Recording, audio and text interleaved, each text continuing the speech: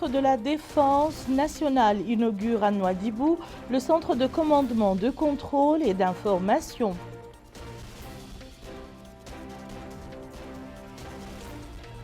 Lancement des programmes de développement des secteurs des pêches et de l'hydraulique dans le Haut Sharqi.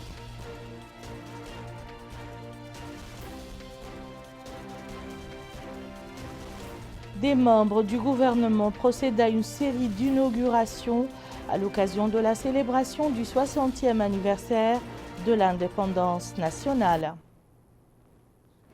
Madame, Monsieur, bonsoir. Intense activité pour les membres du gouvernement à quelques 48 heures de la célébration par notre pays du 60e anniversaire de l'indépendance nationale. Nous ouvrons par celle du ministre de la Justice, Monsieur Mohamed Mahmoud ou le Cheikh Abdallah Ben Boye, qui a participé aujourd'hui à partir de Nouakchott par visioconférence aux travaux de la 36e session du Conseil des ministres arabes de la Justice qui se tient au Caire en Égypte. Durant cette session, au cours de laquelle la Mauritanie a été élue membre au bureau exécutif du Conseil pour un mandat de 2 ans, plusieurs conventions relatives à la coordination et au renforcement de l'action arabe commune ont été discutées. Le Conseil a également examiné le rapport de secrétariat technique du Conseil et les décisions qui devront être exécutées. À l'ordre du jour des travaux de la session figuraient également plusieurs sujets liés au renforcement et à la coordination de la coopération arabe commune et à l'unification des mécanismes de celle-ci dans les domaines juridiques et judiciaires. Cette 36e session s'est déroulée en présence du secrétaire général du ministère, M. Mohamed Ouelahmed Aïda, et des conseillers techniques du département de la justice, M. Ammar Oul Qasim et Mme Nefissa Cheikh El Hussein. Le ministre de la Défense nationale a procédé ce matin à Nouadhibou, la capitale économique, à l'inauguration d'un centre secondaire de commandement, de contrôle et des informations. Le nouvel établissement est destiné à assurer un système complémentaire de contrôle aérien et terrestre à travers un réseau de radars, ce qui permet de renforcer les capacités opérationnelles de nos forces terrestres. Abdullah Adamaba nous en dit plus. Le ministre de la Défense nationale, Hanan Aoul Sidi, a procédé à partir de la capitale économique du pays à l'inauguration de ce centre de commandement, de contrôle et d'information. Cette cérémonie s'est tenue en présence du Wali d'Ahle Nouadhibou Yahya Ould Cheikh Mohamed Val, du chef d'état-major de l'armée de l'air, le général Mohamed Hartani, du commandant de la première région militaire, le colonel Elizaïd Mbarek, ainsi que des autorités municipales, sécuritaires et administratives de cette ville. La réception de ce centre de commandement rentre dans le cadre des réalisations de la première phase du plan quinquennal 2020-2024 afin de mettre en place un système intégré de contrôle de l'espace aérien et terrestre à l'aide d'un système de radar qui renforcera la capacité des forces armées. Ce centre va opérer dans le cadre de 3 axes, à savoir le volet militaire qui rentre dans le cadre des missions de défense de l'espace aérien, de la sécurité et sûreté de l'espace aérien national contre toute menace ou activité hostile. Le second volet se rapporte à la régulation du trafic de navigation aérienne par l'aviation civile selon les règlements de l'Organisation mondiale de l'aviation civile. C'est à l'aide de radars contribuant au contrôle et facilitant la navigation aérienne afin d'améliorer la surveillance. Le troisième et dernier volet concerne la formation des contrôleurs aériens, militaires et civils à la suite de l'agrément de l'Agence nationale de l'aviation civile en tant que centre spécialisé dans le contrôle de la navigation aérienne. Il a ainsi jusque-là eu à former 4 promotions de civils et militaires dans le cadre du contrôle de l'espace aérien. Le ministre de l'Intérieur de la décentralisation, M. Mohamed Saloum El-Merzouk, a supervisé ce matin à Nouakchott à l'inauguration de 2 centres relevant de l'Agence nationale du registre de la population et des documents sécurisés. L'une de ces agences se situe dans la Moukata'a du Ksar et est destinée au traitement des dossiers d'état civil des résidents étrangers et des personnes en transit. L'autre, à Arafat, viendra appuyer le centre déjà présent dans cette Moukata'a. L'Agence nationale du registre de la population et des titres sécurisés se renforce avec un nouveau dispositif. Dénommé Centre du dossier d'état civil des résidents étrangers et des personnes en transit. Cette nouvelle structure permettra de traiter avec célérité et professionnalisme tous les dossiers pour cette catégorie de personnes. Et c'est le ministre de l'Intérieur et de la décentralisation, Mohamed Salem Al-Merzouk, qui a supervisé l'inauguration de cette structure implantée dans la Mouqata de l'Iksar. Et c'était en présence du ministre de la Justice, Mohamed Mahmoud Cheikh Abdallah Al-Boya.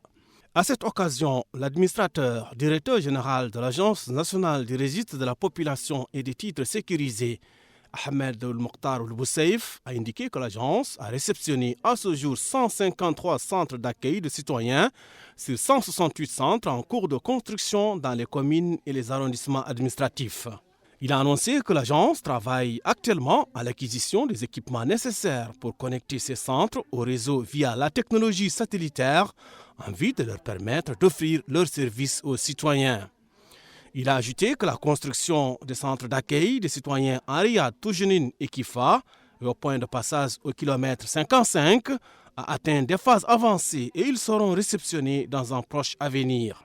En ce qui concerne les citoyens qui n'ont pas eu les anciens documents, tels que le formulaire du recensement de 1998 et l'ancienne carte d'identité, il a indiqué que des commissions au niveau de toutes les Mouqata travaillent pour enregistrer les citoyens ne disposant pas justement ces documents. Autre intervention, c'est celle faite par le maire de la commune de l'Iksar, Mohamed Saleh Omar, qui a remercié l'Agence nationale du registre de la population et des titres sécurisés pour les efforts déployés au service des citoyens en fournissant des documents sécurisés. Par ailleurs, la délégation ministérielle a procédé à l'inauguration d'un centre d'état civil à Arafat. Cette structure vient appuyer le centre déjà présent dans cette Mouqata pour faciliter l'accès des citoyens aux différents titres sécurisés. L'inauguration de ces deux structures s'inscrit dans le cadre du plan quadriennal 2018-2021 du département visant à rendre plus rapides les prestations et rapprocher les services fournis par l'Agence nationale du registre de la population et des titres sécurisés des citoyens et des étrangers. Le ministre des Affaires islamiques et de l'enseignement originel, M. Dahoul Sidi Ould Amar Taleb, a supervisé aujourd'hui dans la Mouqata'a d'El Mina l'inauguration de 4 entrepôts relevant de l'établissement national des Awqaf dans le cadre des manifestations marquant la célébration du 60e anniversaire de l'indépendance nationale. Mohamed Al-Khattat. 4 entrepôts relevant de l'établissement national des Awqaf ont été réceptionnés aujourd'hui dans la Mouqata'a d'El Mina par le ministre des Affaires islamiques et de l'enseignement originel, M. Dahoul Sidi Ould Amar Taleb, dans le cadre des manifestations marquant la célébration du 60e anniversaire de l'indépendance nationale. Cette inauguration, effectuée par le ministre des Affaires islamiques et de l'enseignement originel, s'est déroulée en présence du secrétaire général du ministère, du Wali de Nouakchott Sud, des autorités sécuritaires et nombre de conseillers du département. Le ministre des Affaires islamiques et de l'enseignement originel s'est ensuite enquis de l'état des lieux et a écouté des explications sur les critères techniques sur la base desquels ils ont été construits. L'occasion pour le directeur général de l'établissement national des Awqaf, M. Ahmed Baba Ould Halal, de préciser que ces entrepôts construits sur une superficie de 640 mètres carrés et sur financement du trésor public pour un montant de 26 514 930 ouguiya en scène. Il ajoutera que le nouveau siège de l'établissement national des Awqaf et les entrepôts réceptionnés ne manqueront pas de favoriser la redynamisation de leurs activités, faciliter les tâches et, pour ainsi dire, de leur permettre de remplir pleinement leur mission. L'inauguration de ces magasins s'inscrit dans le cadre des engagements de son Excellence, le Président de la République, Mohamed Ould Cheikh Al-Qazouani, qui a promis de moderniser l'établissement national des Awqaf pour lui permettre de remplir pleinement ses missions. Direction à présent Rosso, capitale du Trarza, où le ministre de l'Éducation nationale, de la formation technique et de la réforme a supervisé la cérémonie d'inauguration de la réhabilitation de l'école de l'enseignement technique et de la formation professionnelle. Le point avec Aminata Khan.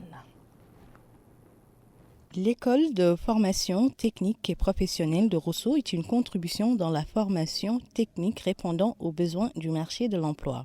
L'action de l'école de formation technique et professionnelle de Rosso, créée en 1993, vise à doter les jeunes de compétences répondant aux besoins du marché national. Les élèves dans cette école sont formés dans divers domaines, l'électricité domestique, le froid, l'énergie renouvelable et la menuiserie, ainsi que la coiffure. Le directeur de l'établissement s'est exprimé au cours de l'inauguration de nouveaux ateliers de cette école, indiquant que l'école fabrique des équipements bureautiques comme des chaises, avant d'ajouter qu'elle a constitué une base de données informatiques lui permettant de suivre ses élèves diplômés, dont plus de 60% ont actuellement un emploi, ajoutant que l'école a ouvert d'autres spécialités comme le bâtiment, la mécanique auto, la coiffure et la réparation du matériel domestique pour couvrir les besoins du marché national.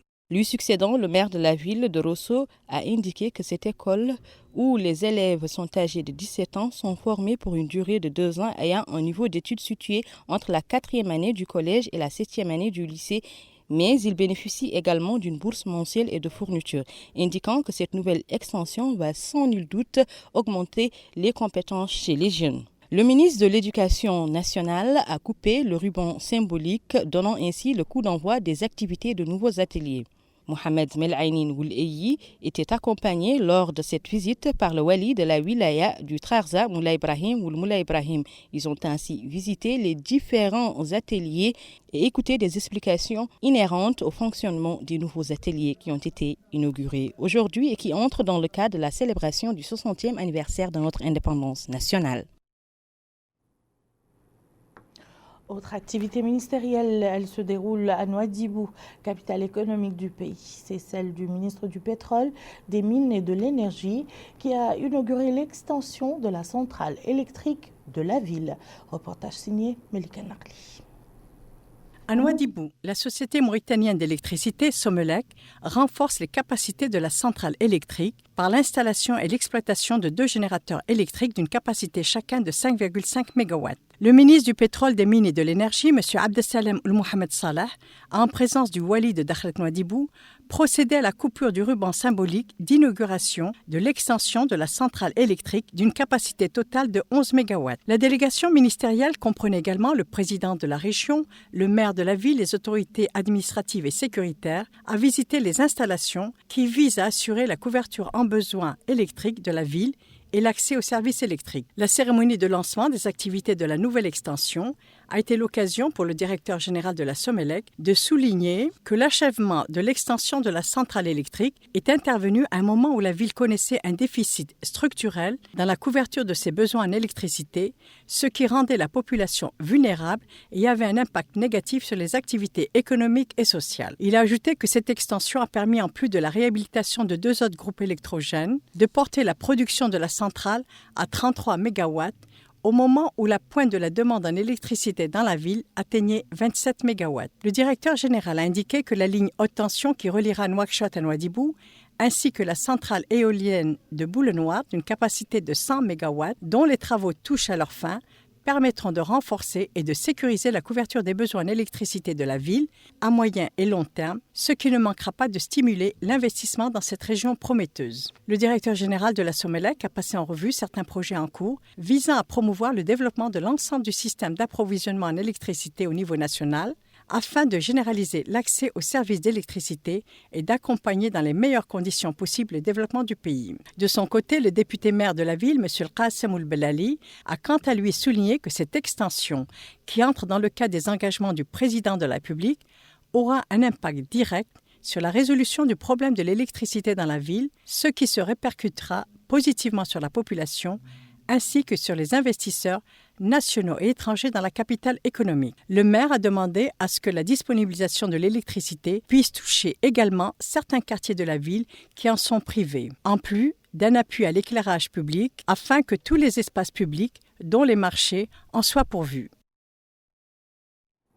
Activité des membres du gouvernement, toujours deux ministres, à savoir celui de la pêche et de l'économie maritime et son homologue de l'hydraulique et de l'assainissement, s'étaient rendus hier à Nema. Ils avaient tenu une réunion avec les cadres, les élus et les acteurs économiques de la wilaya du Houd Sharqi.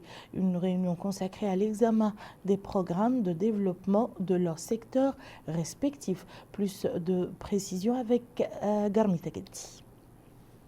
La réunion des cadres, élus et acteurs économiques de la wilaya du Houd Sharqi, présidée par les ministres des Pêches et de l'économie maritime et de l'hydraulique et de l'assainissement, s'inscrit dans le cadre du développement des services publics pour les citoyens.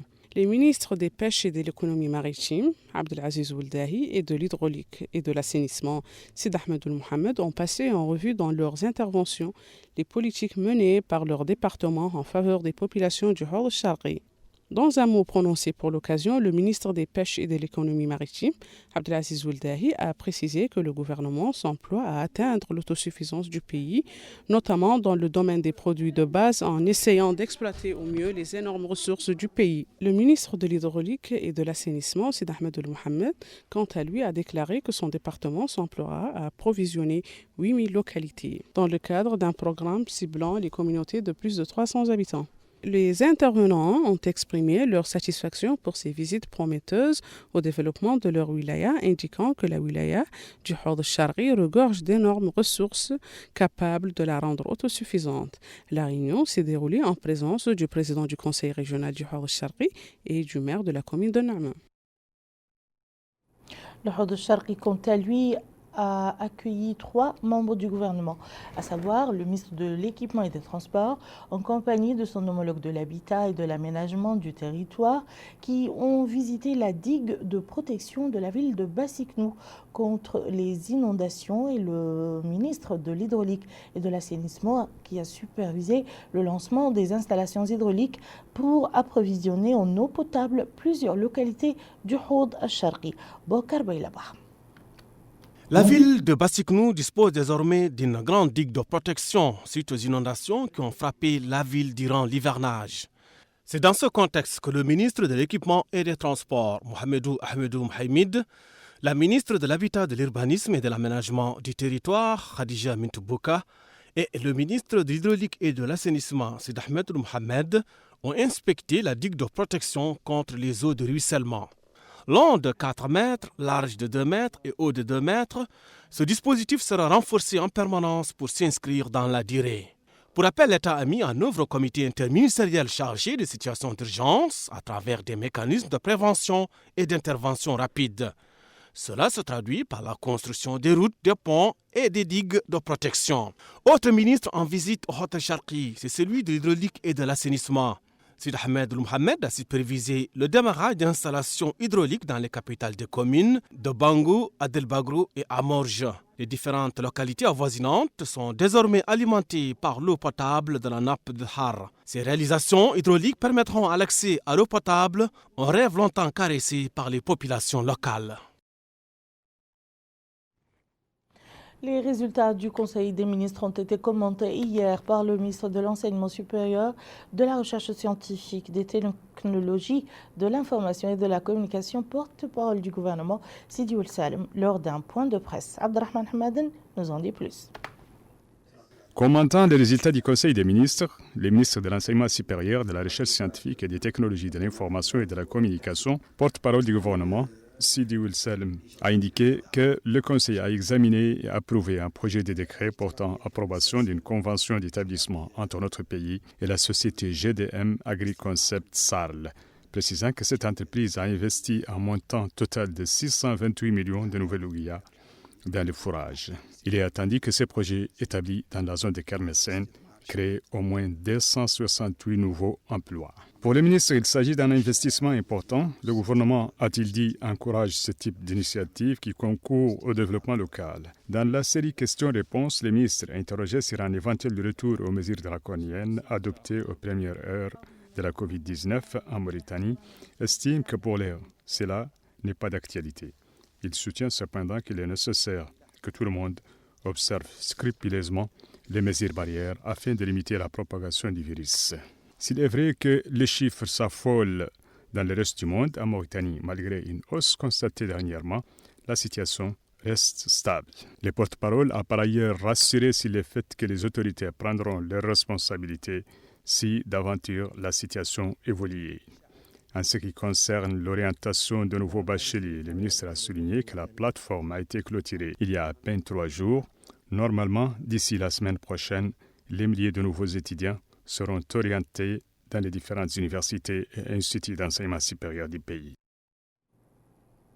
Une délégation du ministère de l'Habitat, de l'Urbanisme et de l'Aménagement du territoire, en collaboration avec les autorités administratives et sécuritaires et les élus de la wilaya du Tagan, a inspecté l'avancement des travaux de construction d'un complexe islamique et d'un centre de santé dans la localité de Tamour-Tenaj. Cette délégation s'est également rendue à Boulahrad, où le secrétaire général du ministère de l'Habitat, de l'Urbanisme et de l'Aménagement du territoire a procédé à la pose de la première pierre des futurs logements et bureaux administratifs. Le point avec Abdullah Damaba. Ce déplacement en Baïka du secrétaire général du ministère de l'Habitat, de l'Urbanisme et de l'Aménagement du territoire a débuté par ce complexe islamique dont les travaux sont en cours de construction sur les lieux.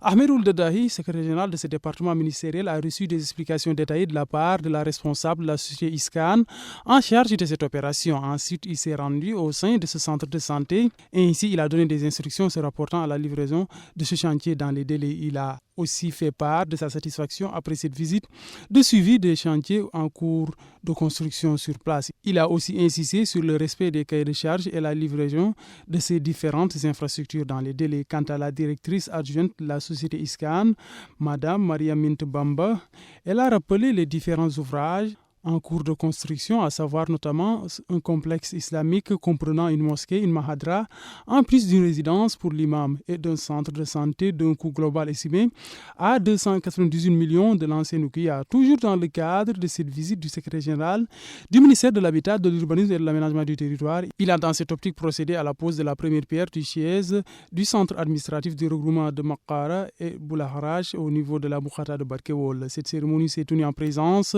du conseil du Walid Lassaba, chargé des affaires politiques et sociales, du Hakem Moussaïd de Sen Moukhata. Il s'est enquis à la suite de cette pose de la première pierre de cette infrastructure de l'avancement des infrastructures de base en cours de construction au sein de ces deux localités. Il a aussi procédé à la réception à Barkewol de ce centre de santé flambant neuf dont la construction rentre dans le sillage des efforts des pouvoirs publics afin de doter les citoyens de l'intérieur du pays des infrastructures de base nécessaires. Ahmed Ould Dahi a affirmé après ce déplacement que l'objectif de cette visite était de s'enquérir de l'état de ces chantiers en cours de construction en plus de la réception de ce centre de santé à Barkewol. Il a ensuite exprimé sa satisfaction quant à l'évolution des travaux. Le maire de Barkewol a pour sa part exprimé ses remerciements au ministère de l'Habitat, de l'Urbanisme et de l'Aménagement du territoire pour ses réalisations, particulièrement ce centre de santé qui, dit-il, constitue un besoin des habitants. Il a en outre demandé que les équipements restants qui sont nécessaires au fonctionnement de cette infrastructure soient livrés dans les délais. L'autorité de régulation des marchés publics a organisé cet après-midi à Nouakchott un atelier pour le lancement du système d'information des spécialistes des marchés publics. Ce système est le premier du genre dans la sous-région. Mohamed Khattat nous en dit plus. Les locaux de l'autorité de régulation des marchés publics à Nouakchott a abrité aujourd'hui une cérémonie de lancement du système informatisé de certification des spécialistes en passation des marchés publics. Ont participé à l'événement des personnalités et des cadres représentant des institutions étatiques spécialisées dans le contrôle et l'inspection, mais aussi du patronat mauritanien et de la Chambre de commerce. L'occasion pour le président de l'autorité de régulation des marchés de souligner que ce nouveau système informatisé mis en place en collaboration avec la Banque mondiale permettra dès à présent la certification des compétences des spécialistes des marchés publics de manière à servir de critères de crédibilité pour le recrutement des futurs employés dans le domaine des marchés publics, désireux d'être accrédités auprès des institutions publiques et des projets de développement des partenaires et des financiers. Les participants à l'atelier ont suivi un exposé détaillé sur ce système informatisé, le premier du genre dans les pays de la sous-région et qui reste une expérience exemplaire. De même qu'ils ont visité une salle des examens dédiée aux postulants à une certification en passation des marchés. Nous allons à présent suivre le point de presse quotidien du ministère de la Santé relatif à la dernière situation de la pandémie de Covid-19 dans notre pays, durant donc ces dernières 24 heures. Mesdames et messieurs, nous présentons la situation épidémiologique des dernières 24 heures qui était la suivante. 42 nouveaux cas, dont 5 cas parmi les contacts et 37 cas communautaires. 0 cas importés. Les guérisons, nous avons enregistré durant les dernières 24 heures 6 nouvelles guérisons et 0 décès, alhamdulillah. Les cas détectés depuis le début de l'épidémie sont de 8288, dont 7616 cas contacts, 489 cas communautaires et 183 cas importés. Les guérisons sont de 7652 guérisons et malheureusement 171 décès. Nous avons actuellement 465 cas actifs, dont 431 cas asymptomatiques, 28 cas simples et 6 cas critiques. Pour la distribution des nouveaux cas sur les Muqata'a, nous avons enregistré durant les dernières 24 heures un nouveau cas à Lioun, 2 à Nouadhibou, 6 au Ksar, 2 à Sabkha, 15 à Tafraq Zeyna, 2 à Dar Naïm, 2 à Tayart, 3 à Toujounine, 8 à Arafat et un nouveau cas à Riyad. Nous avons effectué 649 tests durant les dernières 24 heures, dont 634 tests de diagnostic et 15 tests de suivi. Parmi ces 649 tests, 275 des tests rapides et 359 PCR. Le cumul de tests, le total test depuis le début de l'épidémie est de 101 441 tests, dont 85 406 tests de diagnostic et 16 035 tests de suivi. La distribution selon la nature des tests, 76 465 c'était des tests immunologiques TDR et 8 941 des tests PCR. Et à propos justement de la santé, le ministre de la Santé, Mohamed Nadir El-Hamid, sera l'invité d'une émission en direct juste après ce journal. Retour à Rosso où le Wali a effectué une visite au siège de la Caisse de dépôt et de développement de la ville. La CDD, comme on l'appelle, est un important levier de développement qui finance des projets visant à élever le niveau de vie des populations en créant de l'emploi et en promouvant le développement local à travers l'octroi des prêts concessionnels. Aminata Khan. La Caisse de dépôt et de développement joue un important rôle dans la dynamisation économique de la wilaya du Trarza. Et c'est dans cette perspective que s'inscrit cette visite du Wali du Trarza au siège de la Caisse de dépôt et de développement qui est un levier de développement aux incidences multiples. Ces prêts concessionnels et autres financements entrent dans le circuit économique de la wilaya et contribuent ainsi à créer au niveau local de nombreux projets de développement dans divers secteurs de la vie économique et sociale. S'exprimant, l'Oali de la wilaya du Trarza, Moula Ibrahim a indiqué que les répercussions de ces projets sont très importantes pour les populations de la wilaya, dont une grande proportion de pauvres est ciblée, ce qui augmente la valeur de ces fonds du fait de leur contribution à la création d'emplois et à la promotion des secteurs vitaux de la wilaya. Indiquant que ces projets couvrent tous les domaines vitaux comme l'agriculture, l'artisanat, la construction, le commerce, l'élevage, les services, afin de créer un espace local qui permet la promotion du développement local et la contribution à la relance économique. Lui succédant, le chef de l'agence de la CDD à Rosso a expliqué que depuis sa création, la Caisse a mis en œuvre de nombreux programmes en appui à la politique de l'emploi. Ajoutons que son agence a financé plusieurs projets générateurs de revenus. Depuis sa création, il a expliqué qu'un nouveau programme sera mis en œuvre au profit des communes rurales dans le cadre du programme Mes priorités. soulignant que ce programme passe par plusieurs étapes de la soumission des dossiers à leur approbation puis au décaissement des fonds au profit des bénéficiaires des coopératives ou des responsables des projets individuels. Les bénéficiaires des fonds de la CDD dans la wilaya du Trarza ont unanimement reconnu l'importance de ces interventions qui ont contribué à réduire de façon significative la pauvreté ainsi que son rôle central dans la lutte contre le chômage. La ville d'Ayoun a accueilli hier les activités d'un forum de formation au profit des autorités administratives des deux Hauts, de la Saba et du Guidimara. Cette rencontre a pour objectif d'examiner les meilleures voies et moyens de rapprocher l'administration des citoyens. C'est dans le souci d'instaurer un état de droit qui préserve et veille au bien-être du citoyen qu'intervient ce forum de formation des autorités territoriales de la zone 1, comprenant les deux Hauts, la Saba et le Guidimara. Le Wali du Haut al-Sharqi a déclaré que depuis la prise de fonction du président de la République, M. Mohamed El-Cheikh El-Ghazouani, depuis plus d'une année, a constitué un tournant décisif dans l'ancrage de l'état de droit. Tout comme le choix politique adopté par le président de la République avec fermeté, s'est rapidement caractérisé par une bonne gouvernance, un apaisement de la scène politique, une séparation des pouvoirs de soutien et la consolidation des libertés individuelles et collectives. De même, la réhabilitation de l'autorité de l'État, le respect des biens publics et la bienveillance de l'État quant aux attentes légitimes des citoyens. En tant que représentants du gouvernement devant jouer chacun dans sa wilaya un rôle précurseur dans le développement du pays, il vous incombe la lourde responsabilité d'incarner la vision prometteuse du président de la République pour faire avancer le développement économique et social.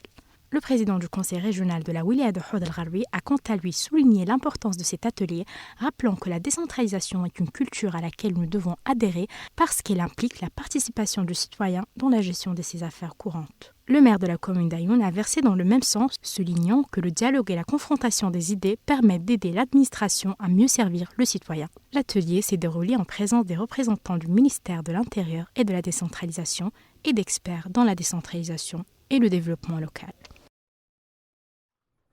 À Agjuste, les élèves de l'école de formation des enseignants ont demandé l'amélioration des conditions de formation pour une meilleure acquisition des connaissances et ce, dans le but de pouvoir exercer leur profession avec les compétences requises. Certains élèves estiment que la période de formation n'est pas suffisante pour leur permettre d'acquérir le savoir et le transmettre convenablement aux générations du futur.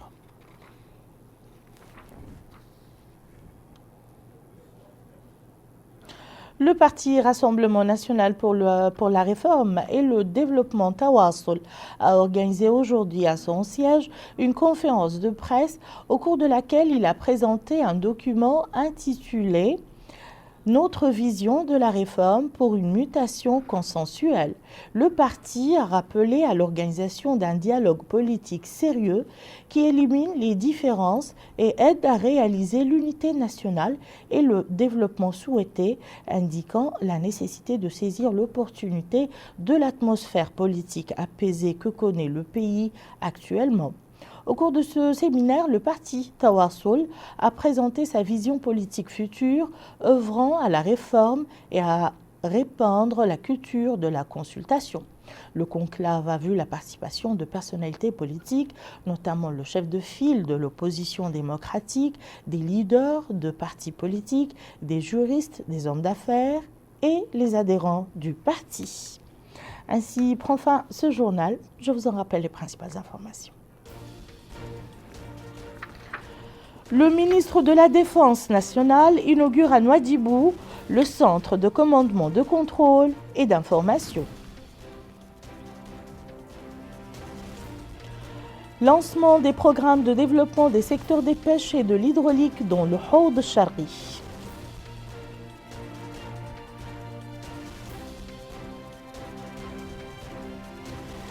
Des membres du gouvernement procèdent à une série d'inaugurations à l'occasion de la célébration du 60e anniversaire de l'indépendance nationale. Merci, Madame, Monsieur, de nous avoir suivis. À très bientôt, Inch'Allah.